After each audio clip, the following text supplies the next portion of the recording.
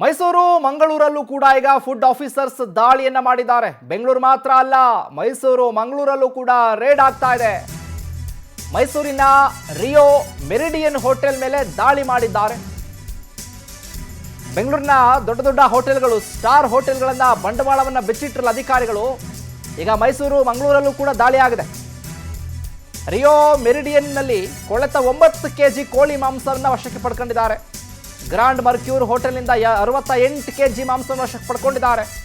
Q star ಹೋಟೆಲ್ನಲ್ಲಿ 4 KG ಅಣಬೆಯನ್ನು ವಶಕ್ಕೆ ಪಡ್ಕೊಂಡಿದ್ದಾರೆ. ಮೈಸೂರು ಮತ್ತು ನಂಜನಗೂಡಿನಲ್ಲಿ ರೆಸಾರ್ಟ್ಗಳ ಮೇಲೂ ಕೂಡ ದಾಳಿಯಾಗಿದೆ. ಮೈಸೂರಿನಲ್ಲಿ ಸುಮಾರು 16 ಕೆಜಿ ಆಹಾರ ಪದಾರ್ಥಗಳನ್ನು ವಶಕ್ಕೆ ಪಡ್ಕೊಂಡಿದ್ದಾರೆ. ಮೈಸೂರು ಮಂಗಳೂರಲ್ಲೂ ಕೂಡ ಫುಡ್ ಆಫೀಸರ್ಸ್ ದಾಳಿಯನ್ನ ಮುಂದುವರೆಸಿದ್ದಾರೆ. ಈಗ ಬೆಂಗಳೂರು ಮಾತ್ರ ಅಲ್ಲ, ಮೈಸೂರು ಮಂಗಳೂರಲ್ಲೂ ಕೂಡ ಇದೇ ರೀತಿಯ ದಾಳಿ ಆಗ್ತಾ ಇದೆ. 9 ಕೆಜಿ ಕೊಳೆತ ಮಾಂಸ, ಗ್ರಾಂಡ್ ಮರ್ಕ್ಯೂರ್ ಹೋಟೆಲ್ನಲ್ಲಿ 68 ಕೆಜಿ ಮಾಂಸ, ಕ್ಯೂ ಸ್ಟಾರ್ ಹೋಟೆಲ್ನಲ್ಲಿ 4 ಕೆಜಿ ಹಾಳಾಗಿರುವಂಥ ಅಣಬೆಯನ್ನು ವಶಕ್ಕೆ ಪಡ್ಕೊಂಡಿದ್ದಾರೆ. ಸುಮಾರು ಮೈಸೂರಲ್ಲಿ 16 ಕೆಜಿ ಆಹಾರ ಪದಾರ್ಥಗಳನ್ನು ವಶಕ್ಕೆ ಪಡ್ಕೊಂಡಿದ್ದಾರೆ ಅಧಿಕಾರಿಗಳು. ಇನ್ನು ಮಂಗಳೂರಿನ KFC ಮೇಲೆ ದಿಢೀರ್ ದಾಳಿ ಮಾಡಿದ್ದಾರೆ ಆಫೀಸರ್ಸ್. KS ರಾವ್ ರಸ್ತೆಯ KFC ಮೇಲೆ ದಾಳಿ ಮಾಡಿದ್ದಾರೆ ಫುಡ್ ಆಫೀಸರ್ಸ್.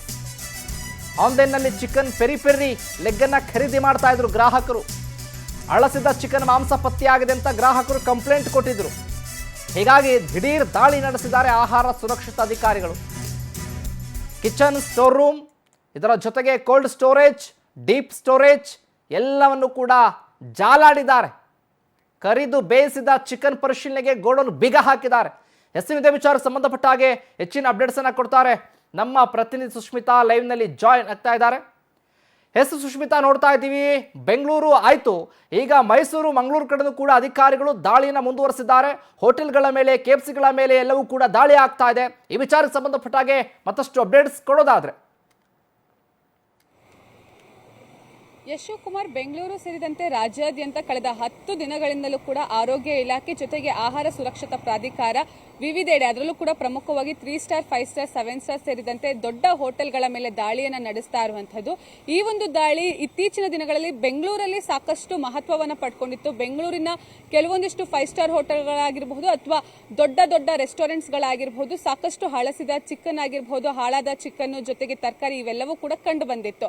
ಅದಾದ ಬಳಿಕ ಇದಕ್ಕೆ ಸೀಮಿತಗೊಳಿಸಿಲ್ಲ ಇವಾಗ ಆಹಾರ ಸುರಕ್ಷತಾ ಪ್ರಾಧಿಕಾರದ ಅಧಿಕಾರಿಗಳು. ಈ ಒಂದು ರೇಡ್ ಏನಿದೆ ಅದನ್ನ ಮೈಸೂರು ಹಾಗೆ ಮಂಗಳೂರಿಗೂ ಕೂಡ ಮುಂದುವರೆಸಿರುವಂತದ್ದು. ಪ್ರಮುಖವಾಗಿ ನಿನ್ನೆ ವೀಕೆಂಡ್ ಸ್ವತಂತ್ರ ದಿನಾಚರಣೆ ಆಗಿರುವಂತಹ ಕಾರಣ ರಜದ ದಿನದಲ್ಲೂ ಕೂಡ ಅಧಿಕಾರಿಗಳು ಆಕ್ಟಿವ್ ಆಗಿ ಹೋಟೆಲ್ ಹಾಗೆ ರೆಸ್ಟೋರೆಂಟ್ಗಳ ಮೇಲೆ ದಾಳಿಯನ್ನ ಮಾಡಿರುವಂತದ್ದು. ಪ್ರಮುಖವಾಗಿ ಮೈಸೂರು ಹಾಗೆ ನಂಜನಗೂಡಲ್ಲಿ ಹೋಟೆಲ್ಗಳ ಮೇಲೆ ದಾಳಿ ಮಾಡಿದ್ದಾರೆ. ಈ ವೇಳೆಯಲ್ಲಿ ಹಾಳಾದ ಚಿಕನ್ ಆಗಿರಬಹುದು, ಅವಧಿ ಮೀರಿದ ಚಿಕನ್ ಆಗಿರಬಹುದು, ಜೊತೆಗೆ ಮಶ್ರೂಮ್ ಇವೆಲ್ಲವೂ ಕೂಡ ಸಿಕ್ಕಿದೆ. ಇದ್ರ ಜೊತೆಗೆ ಗ್ರಾಹಕರೊಬ್ಬರು KFCಯನ್ನು ಆರ್ಡರ್ ಮಾಡ್ತಾರೆ. ಮಂಗಳೂರಲ್ಲಿ KFCಯನ್ನು ಆರ್ಡರ್ ಮಾಡಿದಂತಹ ಸಂದರ್ಭದಲ್ಲಿ ಅಲ್ಲಿ ಹಾಳಾದ ಚಿಕನ್ ಬಂದಿರುತ್ತೆ, ಹಳಸಿದ ಚಿಕನ್ ಬಂದಿರುತ್ತೆ ಪಾರ್ಸಲ್ನಲ್ಲಿ. ಕೂಡಲೇ ಗ್ರಾಹಕರು ಆಹಾರ ಸುರಕ್ಷತಾ ಪ್ರಾಧಿಕಾರದ ಅಧಿಕಾರಿಗಳಿಗೆ ಒಂದು ಕಂಪ್ಲೇಂಟ್ ಅನ್ನ ರೇಸ್ ಮಾಡ್ತಾರೆ. ಕೂಡಲೇ ಆ ಒಂದು KFC ಮೇಲೆ ದಿಢೀರನ್ನ ದಾಳಿ ಮಾಡಿರುವಂತಹ ಅಧಿಕಾರಿಗಳು ಅಲ್ಲಿ ಸಂಪೂರ್ಣವಾಗಿ ಪರಿಶೀಲನೆ ನಡೆಸಿದ್ದಾರೆ. ಪರಿಶೀಲನೆ ನಡೆಸಿದಂತಹ ಸಂದರ್ಭದಲ್ಲಿ ಅಲ್ಲಿ ಹಾಳಾದ ಚಿಕನ್ ಕೂಡ ಕಂಡು ಬಂದಿದೆ. ಜೊತೆಗೆ ಕೋಲ್ಡ್ ಸ್ಟೋರೇಜ್ ಆಗಿರಬಹುದು, ಸ್ಟೋರ್ ರೂಮ್ಗಳಾಗಿರಬಹುದು, ಇಲ್ಲೂ ಕೂಡ ಹಾಳಾದ ವಸ್ತುಗಳು, ಅವಧಿ ಮೀರಿದ ವಸ್ತುಗಳು ಇವೆಲ್ಲವೂ ಕೂಡ ಕಂಡು ಬಂದಿದೆ. ಹೀಗಾಗಿ ಕೂಡಲೇ ಮಂಗಳೂರಿನ ಆ ಒಂದು KFC ಏನಿದೆ ಆ ಒಂದು ಸ್ಟೋರ್ಗೆ ಒಂದು ಬೀಗವನ್ನು ಕೂಡ ಹಾಕಿರುವಂತದ್ದು. ಜೊತೆಗೆ ಮೈಸೂರಿನ ಕೆಲವೊಂದಿಷ್ಟು ಹೋಟೆಲ್ ಹಾಗೆ ರೆಸ್ಟೋರೆಂಟ್ ಮೇಲೆ ಏನ್ ದಾಳಿ ಮಾಡಿದ್ದಾರೆ ಆ ಒಂದು ರೆಸ್ಟೋರೆಂಟ್ ಹಾಗೆ ಹೋಟೆಲ್ಗಳಿಗೆ ನೋಟಿಸ್ ಅನ್ನು ಕೂಡ ಜಾರಿ ಮಾಡಿದ್ದಾರೆ. ಶಿವಕುಮಾರ್, ಥ್ಯಾಂಕ್ ಯು ಸುಷ್ಮಿತಾ ನಿಮ್ಮೆಲ್ಲ ಮಾಹಿತಿಗಾಗಿ.